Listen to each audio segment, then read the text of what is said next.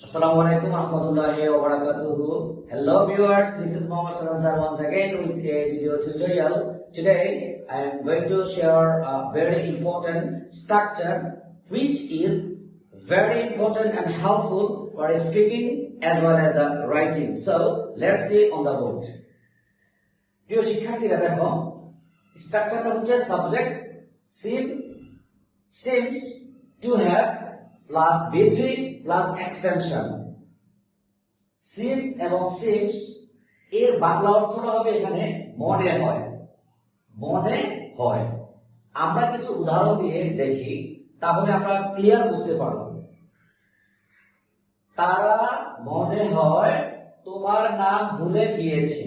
আমরা অনেক সময় বাস্তব কাজে বাস্তব ক্ষেত্রে এই ধরনের এক্সপ্রেশন গুলো আমরা ব্যবহার করে থাকি। ইংরেজিটা কি হবে?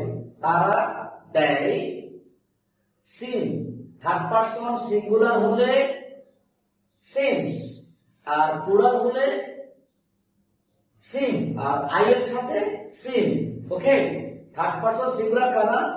হি, শি, নাম, ইটও হয়। ক্লিয়ার? যে কোনো কিছুর নাম। তারা মনে হয় তোমার নাম ভুলে গিয়েছে।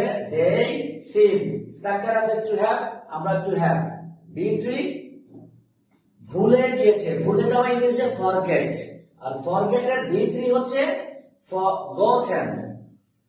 তোমার নাম, তাহলে your name। পুরো সেন্টেন্স হচ্ছে they seem to have forgotten your name। তারপরে আমরা চলে আসি আরো একটা বাক্য।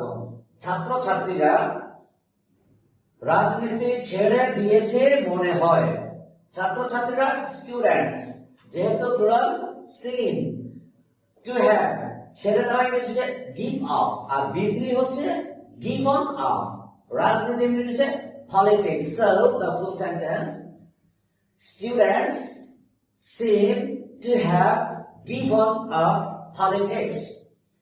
অ্যানাদার এক্সাম্পল, সে মনে হয় তোমাকে ভুল বুঝেছে। ক্লিয়ার? অনেক সময় বলি না দোস্ত তুই আমার ভুল বুঝছস, রাইট? এইবার আমরা কিভাবে লিখবো, এটা তোমার দায়িত্ব। তুমি কমেন্টস বক্সে গিয়ে তুমি লিখবে এটা সেন্টেন্স, সে মনে হয় তোমাকে ভুল বুঝেছে। আরেকটা বাক্য তোমাদের জন্য, লোকটি মনে হয় 2 ঘন্টা অপেক্ষা করেছে। আমি এটা স্ট্রাকচার দিয়ে তোমাদেরকে সেন্টেন্স তৈরি করে দিলাম না, তোমরা নিজেরা স্ট্রাকচার দেখে সেন্টেন্সটাকে তৈরি করে দিবে। ক্লিয়ার?